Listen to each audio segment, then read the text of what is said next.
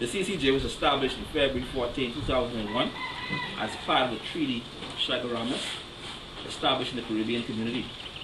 The mission of the CCJ is to protect and promote the rule of law, act as a final court of appeal, and to guarantee accessibility, fairness, efficiency, transparency, and delivering a clear and just decision in a timely manner. In 2006, the CCJ heard its first death penalty case in the landmark authority of Boyce and Joseph versus Barbados. This was a Jamaican case. This is a Barbadian case, where the Court of Appeal would have found this person guilty, murder, sentenced to death. It would have appealed to the Privy Council. The Privy Council would have said, nope, that's the worst of the worst. Inhumane, he was locked up for more than 5 years, so we can't, we're not going to execute it. The CCJ, let me start by saying that Barbados abolished the Privy Council and it joined the CCJ. Now this is its first case to the CCJ for murder. On Thursday, the 9th of November 2006, the CCJ refused to sentence 2 convicted murderers to death and decided to uphold the ruling of Pratt and Morgan, the case I spoke of earlier.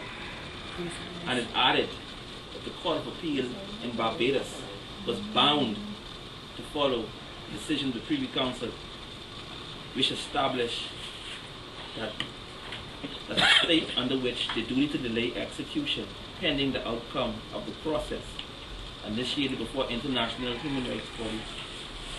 So that's the first test case that we have so far. Add now, we've been talking about criminal. The Privy Council also sits on other matters too. They sit in civil matters, commercial matters, maritime matters, and a lot of foreign investors, they count on the stability of the Privy Council when they decide to invest in the Bahamas. So for instance, they spend billions of dollars in this country, and they want to be sure that the final court is a stable, tried and tested court that can rule on matters of contract, matters civil litigation, human rights, and that's one of the factors that persons would value to keep the Privy Council. You spoke earlier about a recent ruling of the Privy Council. It concerned a development in Bimini. You all know about the resort world in Bimini and the dredging that was going on there. There was a group called the Bimini Blue Coalition. They were concerned about the environmental impact that drilling is having on our maritime resources. Our Court of Appeal refused to allow an injunction against the government allowing this company to drill. The Privy Council overruled our court and upheld that there should be an injunction placed on this company. Yeah, before this phone leaves my brain, I think the reason they started the dredging, by my understanding of what I was reading, is that the Prime Minister gave the people a letter and it was stamped and authorized, but that was not really a real approval, so to speak.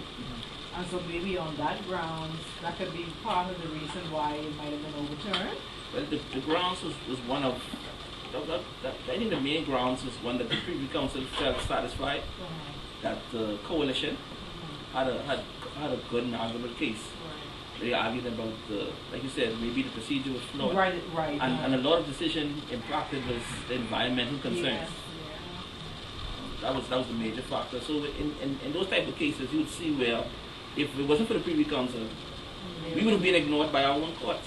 When you have a group just like us get together and say we're enough for this, and our courts rule against us, we still need somewhere to go.